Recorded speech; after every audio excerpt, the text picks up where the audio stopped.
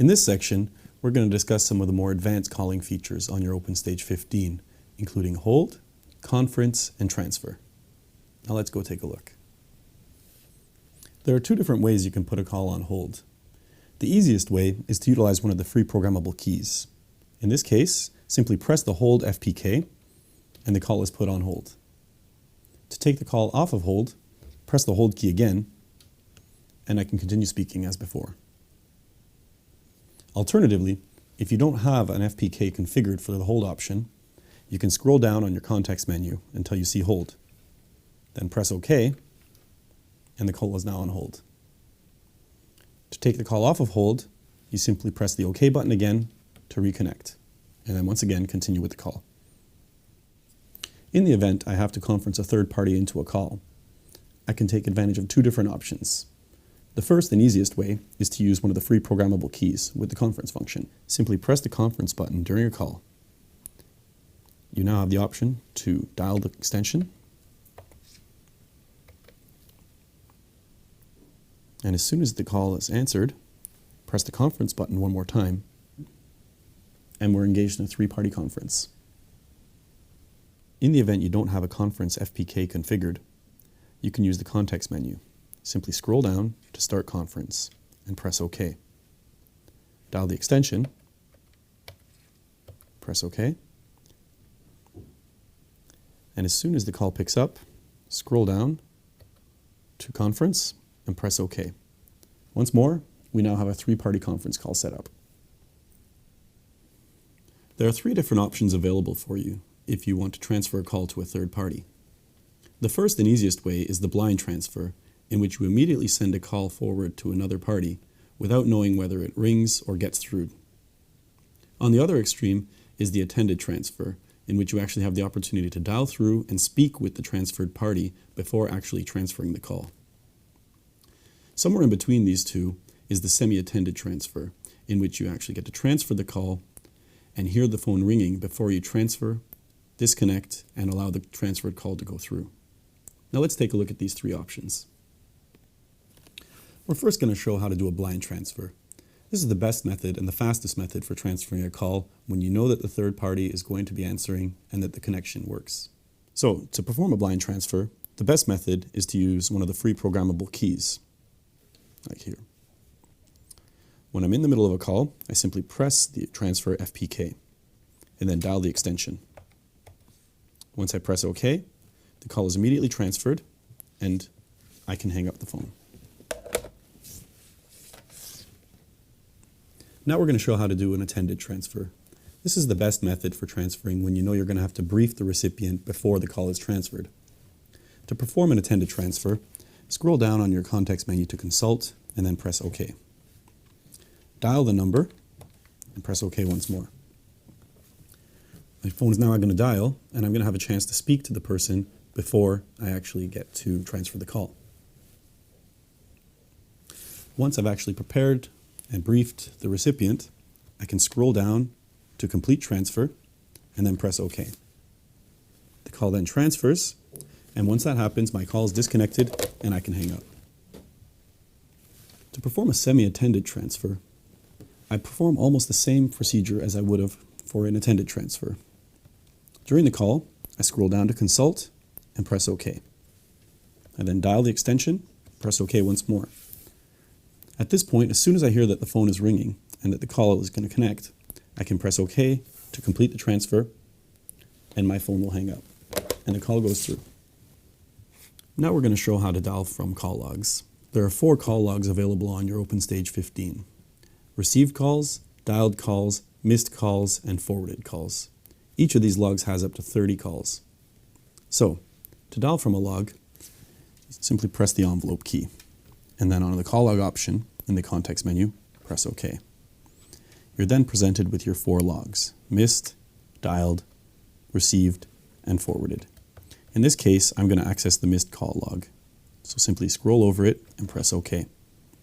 You can then see all the people who missed calls on your phone. In this case, I want to speak with Alice. So I scroll down to her name and press OK. I'm immediately put through to Alice. Now we're going to show how to deflect a call. This is an especially useful feature in cases where you're busy or you're maybe going to be on the move so that you can bounce the call towards a mobile phone, a secretary, or a colleague.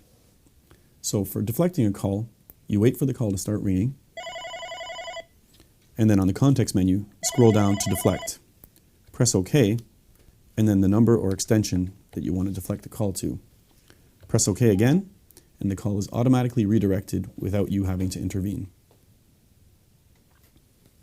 In cases where I'm regularly deflecting a call to a specific location, for instance my mobile phone, a colleague, or even my voicemail number, it's best to use a free programmable key, or FPK.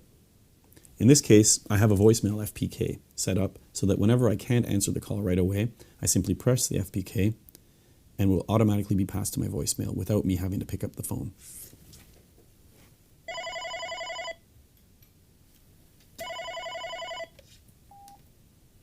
And as you can see, that's the easiest way to deflect a call. To configure one of the free programmable keys, just press the FPK you want to configure and hold it down. As soon as you're prompted to program it, simply press OK to confirm. You are now able to choose between the normal behavior of the button, or by scrolling down, the shifted behavior of the button. In this case, we're going to configure the normal setting. So scroll up to normal and press OK. Scrolling down, you can now choose between a number of useful calling functions. In this case, we're going to use the mute function. So scroll to mute and press OK. At this point, that button is now programmed to use mute, and the label is such. Once you've confirmed this, scroll up to save and exit, and press OK. The changes are now saved, and every time you're on a call, if you press that FPK, you can put the call in or out of mute mode. Once you've configured your FPKs in the way you like, you're able to create labels for them using a template available on the wiki page. So at that point, you will automatically be able to see what each button does. To set call forwarding, press the call forward FPK, and then press OK. By default, OpenStage phones remember the last number that you set call forwarding to, and will automatically forward calls to that number. To deactivate call forwarding, simply press the call forward key again. To set call forwarding to a different number, press the call forward button and scroll down to set a forwarding destination, and then press OK again. Then type in the new number and press OK. Calls will now be forwarded to this new number instead. To set more advanced call forwarding options, press the call forward button and scroll down to edit call forwarding, and then press OK. You'll now have an option to set call forwarding to all calls in the same way that you did before, or you could set different behaviors for if the phone is busy or there's no reply. To do so, simply press OK on busy, and confirm to turn it on, and then enter the number, and then press OK. Then scroll down to no reply and press OK, and repeat the behavior one more time, this time setting the different number that you want calls to go to when there's no answer. Once you've done this, you've now set a policy so that there will be different numbers dialed every time. Another option you can set to make call forwarding much easier in the future can be done by pressing OK and scrolling down to edit favorites. Pressing OK now gives you the ability to set a list of numbers that you can quickly get to every time you want to forward calls. So to enter the first number, simply scroll down and press OK. Then simply enter the number and press OK. Scroll down to the next entry you want, press OK, and repeat the process with the new number.